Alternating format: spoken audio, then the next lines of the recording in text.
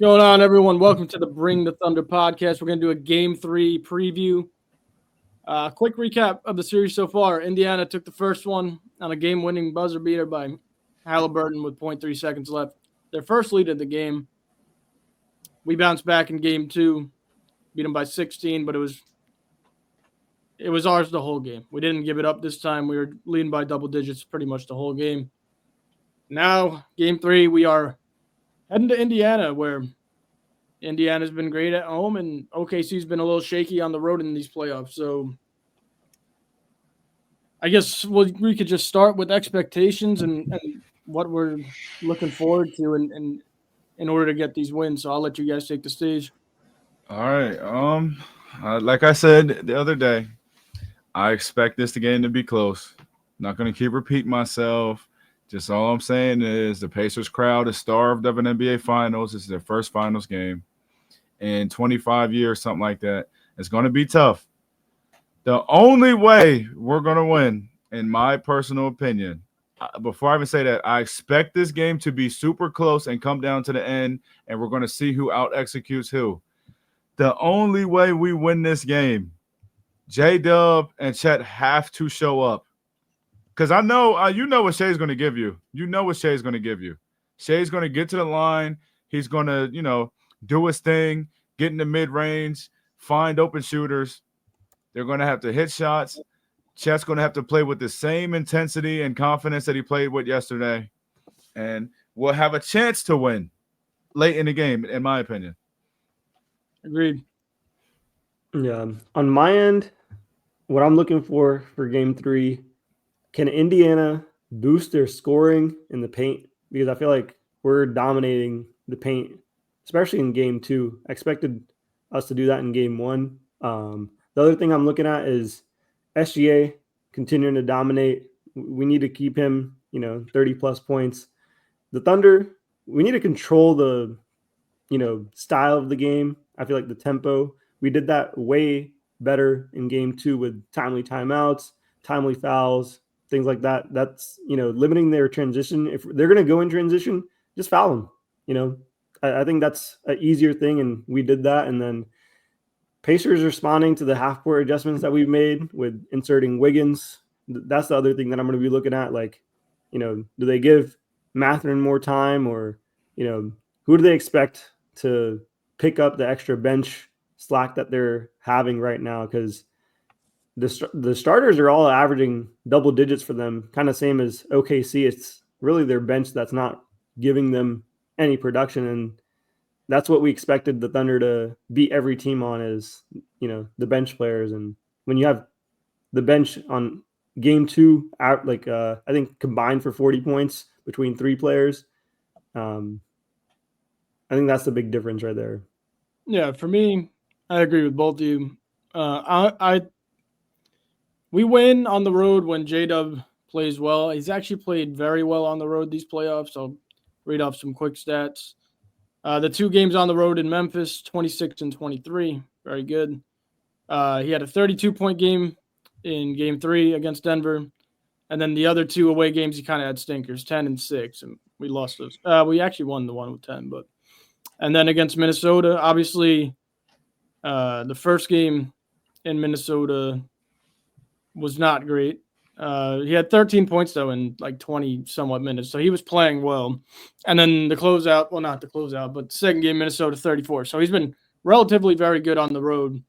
Chet as well. Chet's been pretty good on the road, which is surprising for young players. They pick up their game on the road in the playoffs, alleviate some pressure from Shai.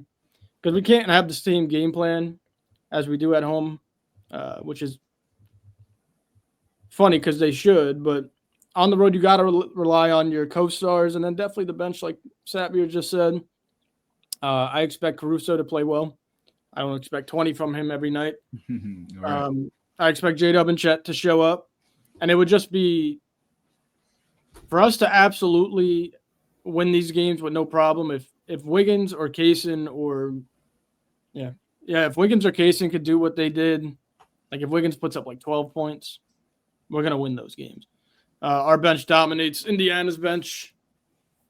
And I think as long as we survive the storm in the beginning of Game 3, We should be able to take it. I think it'll be similar fashion. We're leading the whole game, and it'll get closer towards the end, and we'll see if we could close it out. But if Wiggins could pop in and hit a few shots, timely shots. He's always so timely. I've been saying this all year. He always comes in like it's nothing, bangs 2 threes, and gets taken out. Hopefully he gets more minutes and is able to, be stable the whole game. But, yeah, I see us winning the whole game by like 8 points, and then it'll get closer to like the last 3 minutes, and then we'll see if Shai can close it. I have full confidence in him in closing this game out. So I think the Thunder will win Game 3. But it's not going to be easy. Pacers' home crowd is electric. They've been starving for a championship. Last time they were in the finals was 2000, so 25 years ago. And you know what? They're coming off a loss, so they're trying to bounce back. I've got a last thing for me. Okay. Pacers 6-2 at home in these playoffs. The one loss that sticks out to me was a 22-point loss to Cleveland, and we're much better than Cleveland. So if we could execute, make shots, we should be able to win Game 3, and I think we can absolutely – if we win Game 3, I think we absolutely dominate Game 4. I agree, man. If we do all those keys, that'll definitely result in a W for us. But I was looking at J-Dub's splits for the road playoff this season. He's at 20 points, 5 assists, and 4 rebounds in 7 games. And I believe in 4 of the 7 games, he's had close to a way higher average than 20 points. He's only had 3 games where he really didn't average more than like 13 points. And I think the first Minnesota road game, he had 13 points. I think in Denver, he had 2 games where he had 10 points and a 6-point game. But the rest of the playoffs against Memphis, he had 26 on the road and then 23. I believe the first Denver game, he had 32 points. And then in Minnesota, in his last Minnesota game on the road, he had 34 points. So J-Dub's kind of shown up on the road when we really need him. So I expect at least one of the 2 games to have a big J-Dub 25-plus point per game, average there. He made, drop one of them, but I'm okay with that. Like if we can split again, that's a great expectation to have. So hopefully we can obviously take both, but with the way the Pacers have been playing this whole playoffs, I feel like they're going to play us a lot closer. So that's what I'm hoping for. And when I said survive the storm early, teams play better at home. They're going to shoot better at home.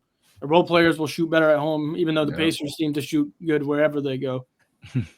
But they're going to be hyper aggressive, getting Haliburton into the lane. They're going to make that a point of emphasis in Game 3. That's been the whole. He's been getting asked that question ever since last night. Why weren't you so aggressive in the beginning? Carlisle was saying we're going to have to get him moving towards the basket more. So we're just going to have to play really good defense, try not to foul. And if we do foul the right players. This team hasn't been a great free throw shooting team in this series. Pascal's is missing his free throws. Nembhard's missing free throws. Haliburton doesn't get to the line that much in this series. But it's really simple. It's really simple. It's Chet, Dub need to play up, which they have been. Chet's shooting has been well on the road as well. I think he went 2 for 4 in the Minnesota game. He shot the lights out in the Memphis series. And then it just comes down to Shai. If Shai could give us 28, 30, 32, we're going to win. Wiggins comes in. Kaysen does. We just need to hit shots. Kind of going all over the place here. But if Kaysen could knock down some shots, if Lou could shoot on the road, that would be nice. That would be amazing. And Wiggins. Those guys. Because I have full trust in Shai. I have full trust in Chet. And I know when J-Dub's playing at the top of his game, he's one of the best players on the floor. So I don't see us losing.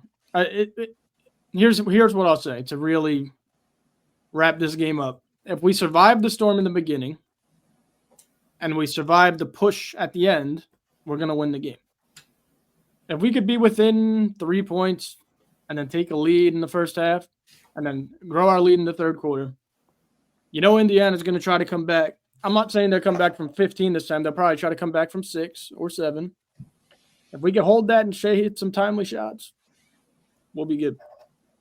Okay, now let me ask you guys this. If OKC goes on the road and wins in any sort of fashion Wednesday night, what do you guys think that does to the Pacers' psyche? Do you think that'll really shake them up a bit that they lost that game and there's a possibility that they can head to OKC down 3-1? Or do you think they wouldn't be too worried? I think I'll go first. I think their psyche's already shaken up as a team overall. None of them can they can't even score 20 points against us. I mean, I'd be completely, shaken up if my star players, Pascal or Tyrese, couldn't get 20. But even some of the role players, you would expect, like, if those guys aren't getting it, someone else is shooting the rock. But the problem is Tyrese Haliburton, I think I mentioned this in our series preview, players just average less field goals attempted against us. And that's what's happening to him. He's just not used to a drop off on just not being able to take shots. And that's something that Lou Dort does really well. He's done that across the board all season long. We've seen the crazy stats he's put up defensively against top players where they're averaging more field goals attempted against all other teams across the board. Just when they come to play in OKC or against the Thunder, players across the board, not just Haliburton, Pascal's probably seeing the same thing. He's just like, I can't even get, not just timely shots or just shots in general, but they just can't get enough shots off. And that's the problem for them. So I think they're shaking up already. Yeah, I kind of agree with that. But to answer your question, Capers, I think if we win game 3, they're going to come out super, super desperate in game 4. I think it'll be like, if they don't take a lead early in game 4, they're going to be demoralized. This is saying if we win game 3. I think OKC could run away with game 4 and then easily win game 5. I don't see us losing another game at home. So, yeah, I think if we win game 3, you're going to see the Pacers try to shoot the lights out. And if they're not falling early, I think it'll be done pretty early in the game. So I think game 3 has a lot riding for both teams. I think it rides more for Indiana. I think it's a must-win for Indiana because we win this game. Now the pressure's on them. Yeah, if they come out super desperate and it's not working out and they give up, which I know they're not known to give up, but I think it could be over for them. And then going back to OKC 3-1, Indiana's the one team that could do it. They fight hard as hell, but like Sapir said, they don't get enough shots up because we force turnovers. We make you play 24 seconds of offense most of the time. And I think we could win in 5. I really do. Interesting. But I'll ask the opposite question. If we lose game 3, what are we looking like? I mean, I know we did it in Denver, so we already have exactly. We already had the evidence on that. You know what I mean? I think we'll be fine, bro. I think we'll be fine. But I think we'll be fine. So if we go down 2-1, I think we'll be fine. But I mean, bro, that's still uncharted territory because now you got another game back in their place. They, like you said, or like we said yesterday, they did what they set out to do. Right. But I mean, bro, we already have our evidence in the pudding, bro. We went down 2-1. Shai smiled after we lost. Man, and everything was pretty much good from there, bro. Yeah, I wouldn't be too worried. I'd be worried, but not too worried. What I'd say about it is like pressure's on Indiana right now. So if we get this game, pressure stays on Indiana. But if we lose even just one game in Indiana, pressure stays on us going back home. Because then we got to go up 3-2. And if we don't, we're going back to Indiana. So I think game 3 is this is a super pivotal game in this series. And I think this is where one of the teams wins it, to be honest. Yeah.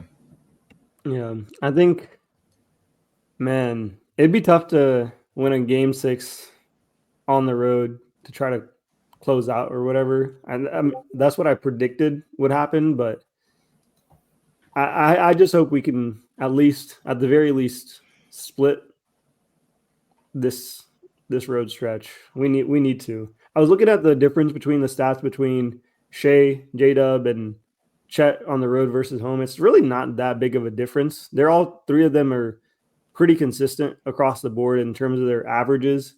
So the guys that we need is Caruso, Wiggins, and maybe someone else will show up for one of those games or two of those games. That's the hope. If Caruso can continue to play like he's playing, I really pray that Mark plays Wiggins on the road. For whatever reason on the road, Mark just changes up his game plan and his rotations. I feel like the rotations for game 2 were about as perfect as they can get. If he can keep it close to that.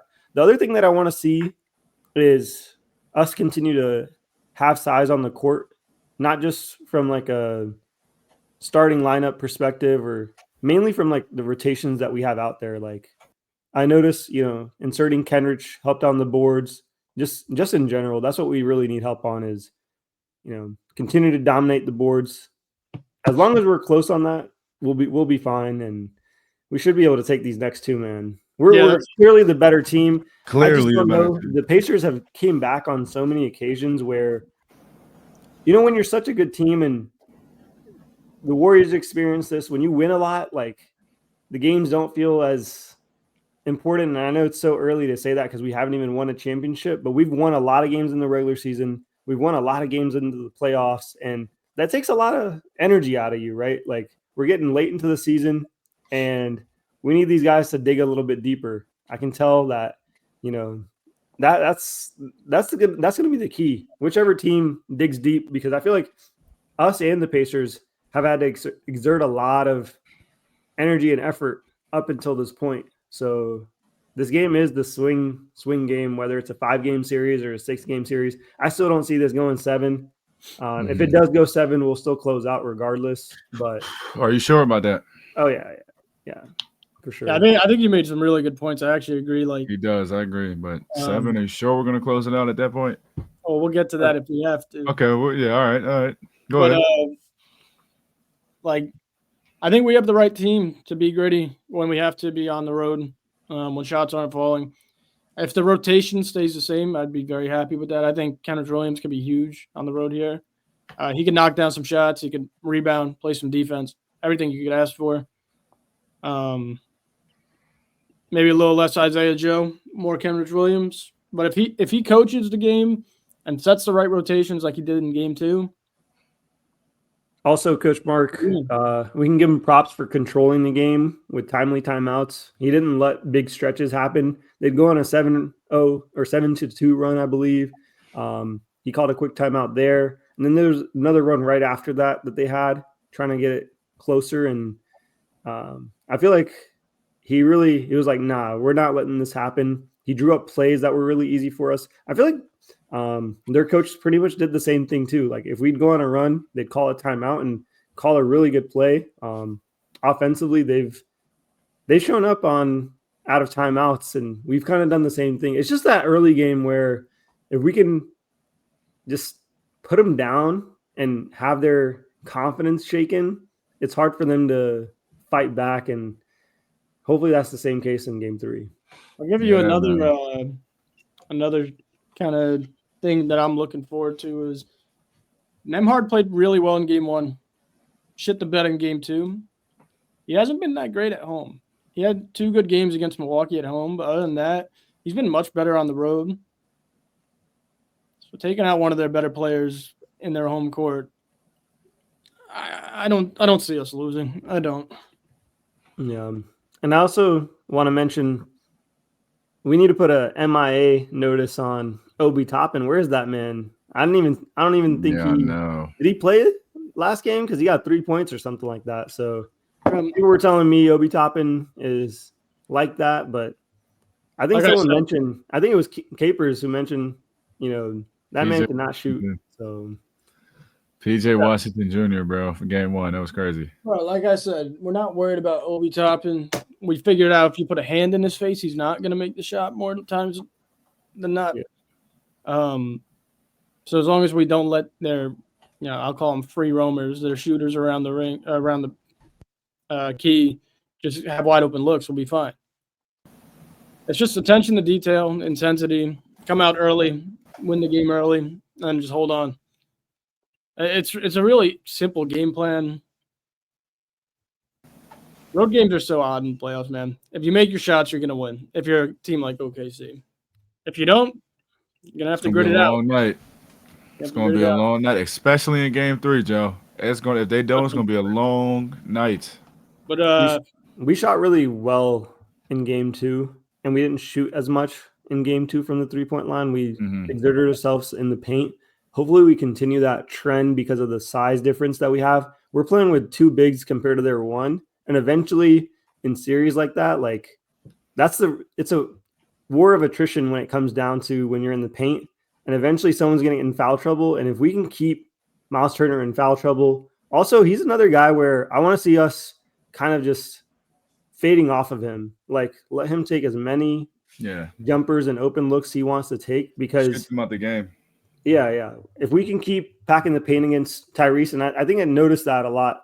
That's why Tyrese is frustrated. Like, he makes the pass, but his guys aren't doing the playmaking, and that really, disrupts you as a playmaker. If you continuously come down the court, create open looks, and nothing's really happening over and over, and then you come down and you try to force one, and then nothing comes good out of that either. It's like it turns into a cycle of like mental fortitude, and I feel like they're losing the mental game of just trying to stay in this series.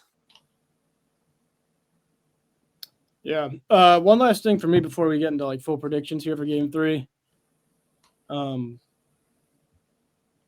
Completely just lost what I was going to say, but yeah, I really did, to be honest. So I guess we'll get to our predictions for Game 3. Yo, that just reminded me of when that reporter asked Westbrook that question in training camp. It's like, I forgot what I just said. Hilarious. All right, I'll go first. Why not? Since you forgot a train of thought, if it comes back to you, just feel free. But close game. I actually have it being like low, like high 90, super low 100s type of score.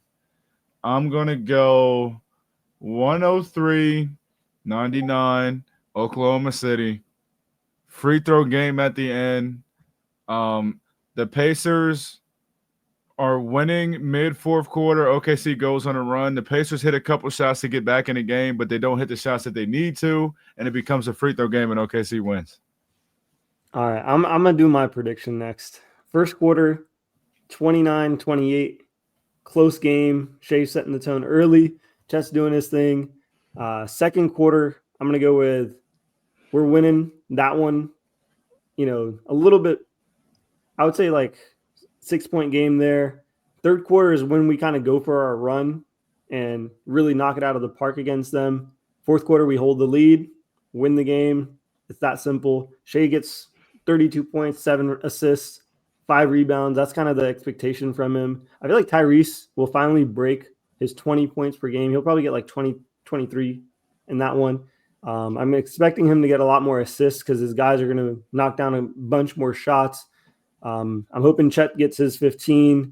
As long as we can get Pascal under 20 and just Tyrese is the only one that scores above that. Possible X factor, Obi Toppin goes for another crazy shooting night because if he gets open looks and we don't defend him the right way, then he can go on a run for them. But that's kind of the prediction. We should win the game at least. We need to hold him under 111 points. We've won majority of our games when we do that against other teams. So I'm hoping we win around like 110-106. It'll be still a close game, but close. Yeah, I'm guessing this is going to be a lot closer than what everyone's thinking it'll be. Mm-hmm. I'll say defense travels. And I think it's hard to play the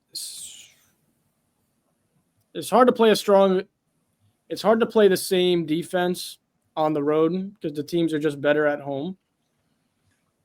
I think if we get timely stops, we should be winning by 6 and probably get into a free throw game. And hopefully we've had a few of those. So we could come down and just win the game. I'm expecting J-Dub and Chet to really carry like a lot of the load. I think Chet's going to make some timely threes. I think J-Dub's going to be aggressive all game, get into the line. Indiana fouls. They foul a lot. So we got to get to the line. Do. That's big. We get to the line too as well on the road, get those free points, make our free throws. We'll win the game. Before I make my actual score prediction, let me check out the line. I want to see the line of the game real quick. Yeah, that's a good question. Line of game 3 is 5.5 OKC. So isn't that funny? I said Ooh, favored by 6 on the road. I said we'll be up 6. I think we're going to win 114 to 109. So we won't cover. But I think we will win the game. And then we'll get into game 4. But I see OKC going up 2-1. All of us taking a nice deep breath, putting the pressure back on Indiana. That's what I see. J-Dub's line is set to 21.5 for game 3. And I'd be shooting the over on that. Like, he needs to go over for us to win anyways, if you're a Thunder fan. So I'm hoping at least 23 to 25 points, and we easily win that game. If he also a good line, because I was thinking like 20 points from J-Dub. The lines don't lie, guys. The lines never lie. So it'll be in that realm. But that's good. If J-Dub's line is 21.5, that means OKC's winning. Yeah, well, he better. But yeah. I mean, I don't really have anything else I could say. It's just go in, get the job done, take a breath, and back in at game 4. But I really do think they'll get the job done as long as, again, survive the early storm and be clutch down in the end. I will say one of these 2 games on the road, Shai's going to go like 40. He's going to have like one of those finals performances where we're like. I could see that being game 4. I also think that's going to be game 4 as well. Yeah. But yeah, I think regardless, if all of us had to predict, even if we drop this one, we're definitely going to take game 4, probably game 5, regardless. I don't know. I don't want to drop this one because if Indiana get some momentum, and hope, it's going to be tough. And it's hard. So you don't want to play an away game down 2-1. We got lucky enough to win it. We don't want to do it again. I think we learned from our mistakes. We'll come out firing, and we'll get it done. Yeah, I'm curious if Shai and the guys smell the blood in the water right now after last game, where they're like, okay, we can dominate this team. I hope they can kind of have that mentality versus the, we'll see how the game goes, because it's not really a feel-out game anymore. Game 1, you can still chop it up to, okay, it's a feel-out game. You didn't really know what to expect, play styles, whatever. There's enough film evidence, film study that you can do to notice like what adjustments you need to make. Each team, I feel like, has adjusted, and the Pacers can make maybe some other adjustments where I think they can shorten their rotation a little bit more, play heavier minutes. I don't think they'll do that this early on, but I think that's like the other X factor. We did that with our lineup. I'm expecting them to do that with theirs now too. I just got what I was thinking about too. It just came back to me. I mentioned guys like Wiggins need to step up, make shots. Lou needs to hit threes. And then Satmir said something about, it's going to be close. We need to be gritty, blah, blah, blah, blah, blah. We have the perfect team to win road games in the playoffs. If someone's not shooting well, we can rely on Caruso. If we need to pick the energy up, we can rely on Hartenstein. We brought these guys in to win on the road in the playoffs. I think they're going to shine on the road in the finals, and it's going to make our GM look like a mastermind if he already isn't looked like that. But we have guys, Kenrich Williams, Jalen Williams, Isaiah Hartenstein, Alex Caruso. Those guys will be ready to play on the road and be gritty and get us ready. And I think we're going to win. I think we're going to win game 3. Other than that, y'all got something. Yeah. Do you guys think that the type of paint presence that we've had at home will carry on in Indiana? Because that's really the difference right now. Indiana's only got 38 points over the first 2 games. And if they're not going to be aggressive, I think their lead point guard himself doesn't get to the free throw line like you mentioned. And for whatever reason, they don't have paint pressure. And I think one of the bigger reasons is they don't really have anyone rolling to the rim other than Pascal. Mm-hmm. And everyone else's size, and maybe Matherin's another guy that can get to the rim pretty well and get to the free throw line. But outside of Matherin and Pascal, I don't see much going towards the rim. Like Miles Turner's not really known to get that. And TJ McConnell, he's smaller. He'll get in the paint and stuff and score a little bit, but not on a high volume, because eventually we'll hone in on him because it's easier to box him up. So I'm hoping, if I was a Pacers fan right now, I'm telling Tyrese not only to just shoot the ball, but he's one of the few guys that can, handle the ball really well, and he's got to get to the rack. Like draw fouls and just rely on the referees to make calls too. They're going to make a point of emphasis to get to the rim early. Tyrese is going to be trying to be super aggressive. It's not easy to get to the rim against these OKC guards.